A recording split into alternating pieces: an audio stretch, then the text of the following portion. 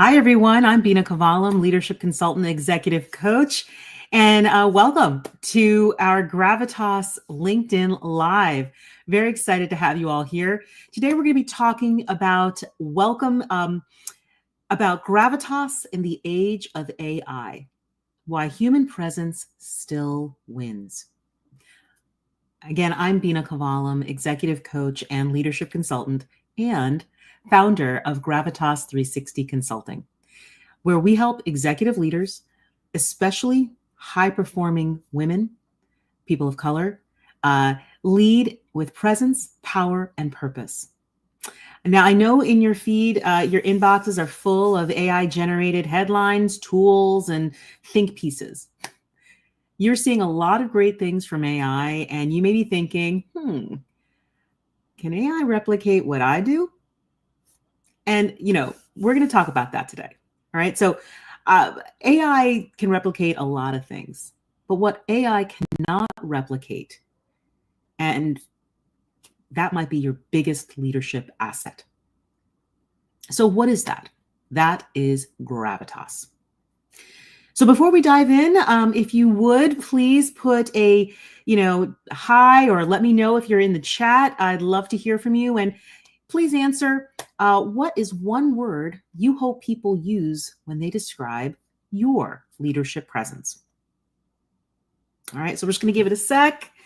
I hope everyone is doing well on this Friday afternoon here in New Jersey, actually. All right. Okay, well, some comments have come in. I asked a couple of my clients about this question earlier, and some of the questions I got, or some of the responses I got, were, what's one word you hope people use when they describe your leadership presence? Commanding. I was like, wow, that's very powerful. Commanding. Okay. Confident. Absolutely, right? We want to have that confidence coming across. Fantastic. Awesome. So we're hearing here authentic, right? Genuine. Okay. I love it. Inspiring. Great to have all you on here today. Fantastic. I've also heard powerful and approachable. That was another word that came through as well. So thank you all for joining. Very excited to have all of you here. As we go, just want to make sure everyone knows, as we go, please feel free to put your comments or questions in the chat. I will try to answer as we go to make sure we get this as interactive as possible. But feel free also, if you'd like, we'll have some Q&A time toward the end as well. All right. With that, let's jump into it. So setting the stage really is around, as we think about AI, leadership, and the human gap. So let's set the context here, right? We're operating in a new area. There's AI drafting our emails, right? It's analyzing our performance, our sales data. It can do a lot of things, and we're even using it to help prep for town halls and big board meetings, right? It's very powerful, but it's also a little precarious, right? We are all in this speed of automation, and I feel something is slipping. It's the humanity of leadership, right? It's the presence beyond the presence. It's that energy behind your influence, right? There's so many times that human factor that need to be there that only we can bring. And so senior leaders are no longer judged solely on execution. Right now, we're judged on how we show up under pressure, how we can command attention in a room, how we connect in a way that builds trust and followership fast. What do you think? Is that true? As you can put in the chat here, does that resonate? That message of having in this world of AI, right? Are senior leaders simply just sharing data, or do we really need to connect? Feel free to put in the chat. I'm going to keep going, but feel free to add your content and your thoughts to the chat as well as we go. I don't think any algorithm can replicate the human connection. In this AI-driven workspace, it's our ability to be unmistakably human that is our leadership edge. So, what is gravitas really? I know a lot of people may have definitions for what they think gravitas is. And of course, I have my own definition. But, you know, when I started off, and I'll talk about how I came across gravitas in a second. Gravitas is it's not about being the loudest person in the room, right? You don't need to be the one who's sitting at the front and it's me, look at me. That is not gravitas. It's not about being intimidating. It's definitely not about faking your confidence. Gravitas is about how seriously people take you. It's about your ability to project calm and authority in those high stake moments.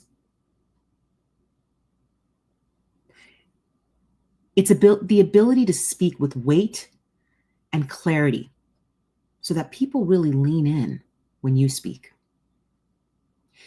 It's about the way you carry yourself, especially in those moments when there's a lot going on, when there's a lot of turmoil. The way you carry yourself in a way that says, you can trust me to lead. That is gravitas. So at Gravitas 360, we believe that gravitas is defined in 3 core pillars. 1, confidence, right? It's that internal steadiness that you radiate outward. You believe in what you have to say. You know, you believe in your abilities, and that radiates through. Clarity. Now, this is a big one. Saying what matters with precision and power.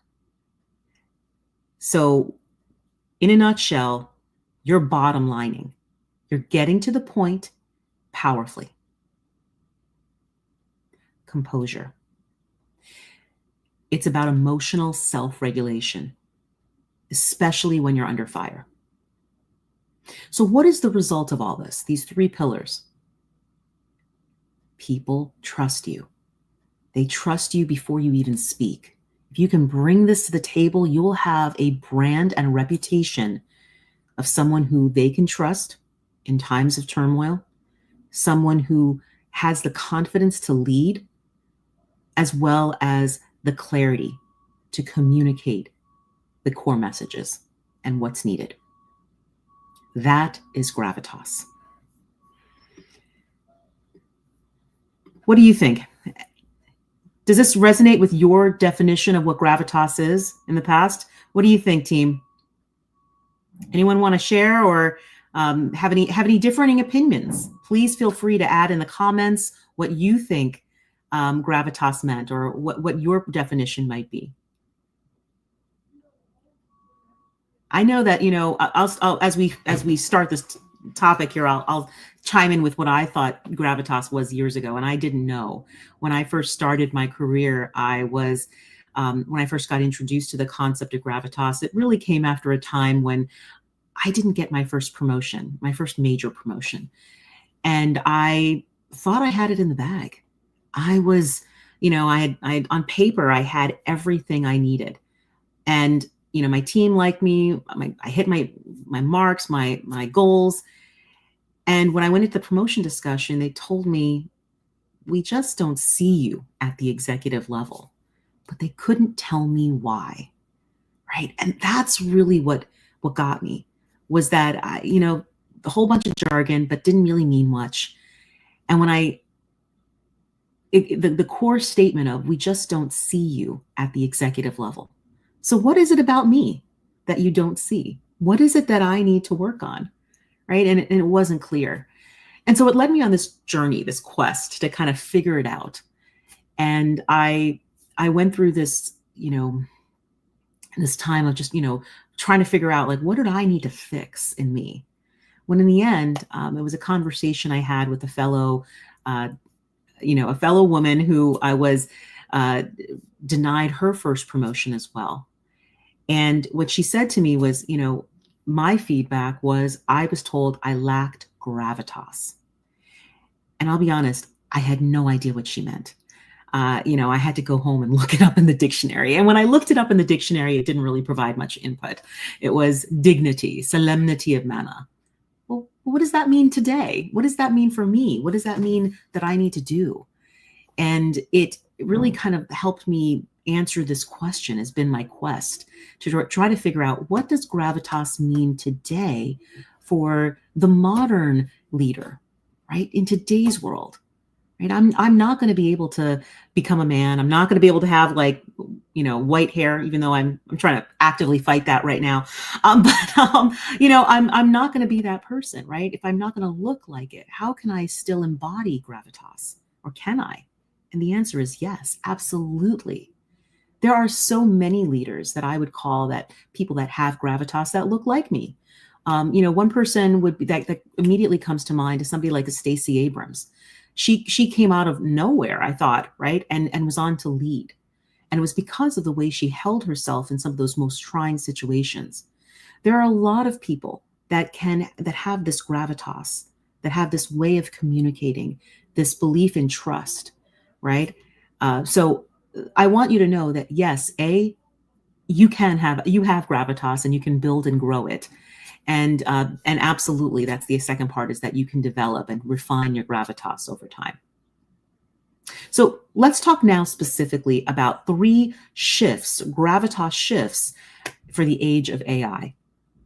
Okay, so how do we bring this into this? What does this mean now? The 3 critical shifts that every executive needs to embrace. First shift, the shift from information to interpretation. So AI is incredible at summarizing lots of information from lots of diverse sources.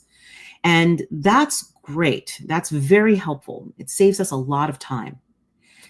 But what it can't do is it can't decide what piece of information matters most, what trends are the most important, right? Especially in those gray areas. And that's where you come in as an executive. Your gravitas it comes from being able to make sense of this complexity, right? You're able to see the insights in this sea of data and sea of output. You're not just speaking about the what, which is what you summarized here, right? What AI summarized.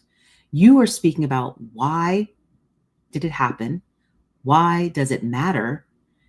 And now what? Right? Those are the things that you're bringing to the table as an executive with gravitas. Think about it in a boardroom, right? If you are in the boardroom, AI is giving you the numbers, but it's not going to be able to tell the story, the people, the risk behind it. That's where you come in. Okay, so it's not about reciting facts, it's about delivering meaning. I want to sit with that for a second there. Gravitas is not about reciting facts. It's about delivering meaning, context, insights. That's the gravitas that you bring. All right, so when we think about, if there were any questions on this, I want to pause here. Any questions or any comments? All right. Okay, fine. We'll keep going as we go. And if you do have questions, feel free to ask anytime or post in the chat. All right. So the second shift is about from speed to strategic silence. Let me ask you, have you ever had a leader who talks a mile a minute, doesn't, immediately reacts, right? And just, you have a situation and they know the answer and they're ready to go. Does that make you feel like you want to trust that person? Where they're not even thinking for a minute, they're immediately reacting? I would say no.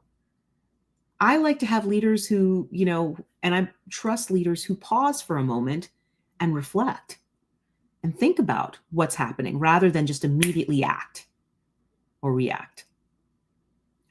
So you want to live in this world, right? We live in this world of fast replies, fast, instant insights, fast response, go, go, go. Be the executive who pauses, right? Who doesn't rush. You don't need to be immediately responsive. We are in the habit of doing that. But a strategic pause, Somebody with gravitas will pause, they'll consider, they'll slow the tempo for the whole room. Because what's going to happen is you want to turn the energy down a bit. When you're in this frenzied state, someone with gravitas will come in, slow the anxiety down, calm everyone down, and then react from this place of calm. And that pause signals that they're not reactive, that they're listening deeply, and that their actions are measured, not simply manic. We want leaders who are thoughtful, who are thinking about the response, not just simply reacting, 1, 2, 3, let's just go. So the next time somebody asks you a very complex question, pause. Don't immediately react. Right? Take a 2-second breath before responding. So I wanted to just try this out with me here, okay? If you're sitting in your seat, one of the exercises I like to share with my clients is the idea of pausing and getting yourself ready. So before any meeting, I like to also ground myself. And I'm going to share that. Let me share that strategy as I go through the next piece, because I feel like that would be helpful. This next strategy, which I'll share some strategies toward the end. I'm going a little ahead here. But essentially, when you are more measured and you're not manic, right? You're the person who's going to take that pause, and that pause is earning attention and respect. All right, so shift 3 is visibility to presence. Okay, you're not just being seen where you're everywhere. Okay, where you're in every single meeting, you're in all the inboxes, you're replying to every email. It's not about being so visible that you're everywhere. Your fingers are everywhere, responding to everything. That can feel a little manic, right? Think about it. If you're everywhere, are you really contemplating it? Instead, you want to be of the person to respond strategically. Sometimes when there's a huge email, you ever have one of those email chains where everybody's responding to everyone and it's back and forth and ping, ping, ping, ping, ping, ping. Don't get into the fray just yet. Let them ping it out, okay? And maybe they'll resolve it on their own. You don't need to get involved immediately. Figure out, pause, and add your insights where it's strategic. Because again, you don't want to be involved in this manic fray. That's not helping you build your gravitas. Okay. So what does the presence mean? We talk about that quite a bit. Presence is when you walk into a room, the energy shifts. Have you ever had one of those people that when they walk in and you're like, wow, the mood of the room shifts, hopefully in a positive way. When you speak, people automatically stop speaking. They want to hear what you have to say. Yeah. And when things are crazy and things are falling apart, they look to certain individuals for steadiness. The ones you trust. Those are the leaders that have gravitas. Those are the leaders you want to follow. Okay? And that's going to be done by your actions, your behaviors. That is what gravitas happens. It's not about talking more. It's not about being everywhere all the time. It's about coming in and being rooted in who you are, what you believe, being authentic, but also knowing I don't need to do everything. I'm going to be strategic with my time, my thoughts, my energy, and what my insights are. I'm going to be strategic in how I share that. All right. So let's now talk about how we can start to build gravitas today. All right, I'm going to share 3 strategies that I think will be helpful to you. All right. Are there any questions? If there are any questions, feel free to put them in the chat. As you know, I'm pretty open to answering any questions that I can. All right. So what is Gravitas and how do you start building Gravitas today? These are micro practices, okay? So these are small things you can start incorporating. I'm not a big believer in radical change. I rather believe in these 1% changes over time that you can actually use. All right, so let's start there. One, I want you to think about the next time you open a meeting, your next meeting. What happens in the first 30 seconds? Are you somebody who needs to energize the audience? Then you may need to come in bolsterous and let's go, everybody. If that's not the case, and it's a more serious topic, you may want to offer about 30 seconds of every meeting and just honestly just think about how you started. Do you want to start off with your tone very high or at an even pace? Right? Think about how you want to start that first impression for the meeting. Okay, so make sure you're varying that first 30 seconds. Think about it. Be proactive and thoughtful because that first impression will carry you through the entire meeting and continually. So, what does that mean? Think about the messages that you want to deliver in this meeting. If it's a rah-rah meeting, you're going to have high energy. If it's a meeting where you're delivering some very difficult results, you're going to be more somber, more steady. You're going to exude more gravitas. You're going to be more calm. Notice the difference in my pace of voice. Notice the change in my tone of voice. My tone is lower. I'm not high and let's go at energy. Slower pace. Okay? This is important to set the tone for the meeting. Okay. You may want to help you get settled and to get into that mode. You may want to do some type of exercise, a mantra. And this is what I call building your inner composer ritual. This is what I was alluding to earlier. Before you have these high stake moments, do something that anchors you. This can be a breath. It can be a mantra. It can be resetting your posture.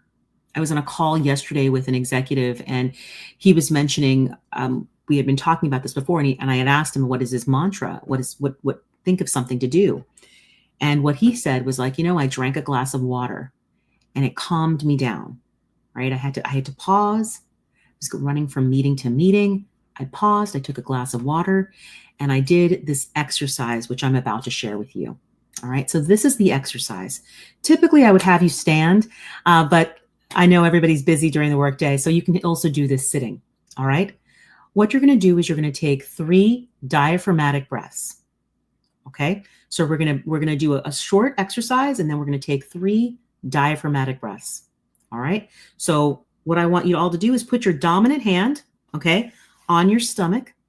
And what you're trying to do is you're trying to expand the balloon that's in your belly. Imagine that's what you're doing. Okay. This is called diaphragmatic breathing. So I want you to feel your stomach push out against your hand as you suck in air. We're going to do 3 breaths and then we're going to and that'll help calm the body. Okay. But before we do that, you typically would stand and you would roll your shoulders back 3, forward 3, back 3. Let's do it together. 1, 2, 3, forward 3. 1, 2, and 3, and now back 3. 1, 2, and 3. Okay.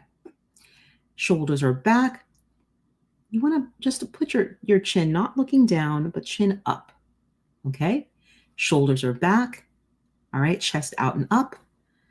Hands are by your side or at in your lap. All right. And from here, we're going to take 3 diaphragmatic breaths. So inhale, and we're going to go from there. So we'll do the 4-7-8 technique. Inhale over 4, hold for 7, exhale over 8. So do it with me. All right. And I want you to first, if you're in an office where you can speak, I want you to just see how your tone is right now. Where is your tone? How loud is your tone? Is your voice loud? Like where is it? Is it high? Is it low? What's your pitch?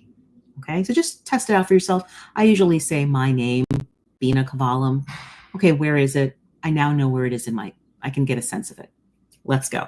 All right, so inhale over 4. Hold. Exhale.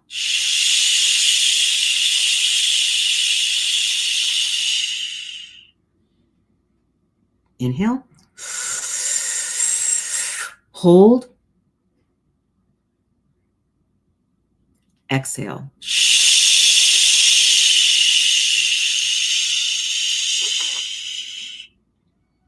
Last time. Inhale over 4. Hold. Exhale.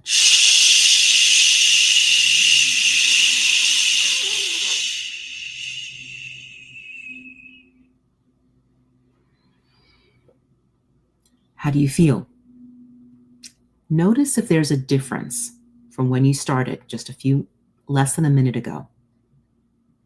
What you may notice is that your voice has changed. Your pace is slower. Your voice has dropped, likely into the space of optimal professionalism. Imagine your voice is on a spectrum. What this exercise does is it drops your voice into the optimal range for professionalism. It's not too high, not too low. All right. This exercise is a great grounding exercise for you before you start your meetings and to get you going. Finally, last exercise will be to micro strategy is to replace your fillers with framing. Instead of saying, I just think, or sorry, but, replace it with, here's what I'm seeing. Now, the key question we need to answer is, reframe your insights. Think of them more confidently and instead of more apologetically. All right, so really add those pieces in are small changes that you can make that will have a big impact. All right, so we're gonna wrap up here. Gravitas isn't about performance. It's not about being perfect. It's about becoming so aligned with your power, your message, your purpose that no AI is going to compete with it. So if you're ready to elevate how you show up as a leader in this new era, DM me. DM me the word Gravitas. If you're not following me already on LinkedIn or connecting with me on LinkedIn, please do. I'd love to connect with you.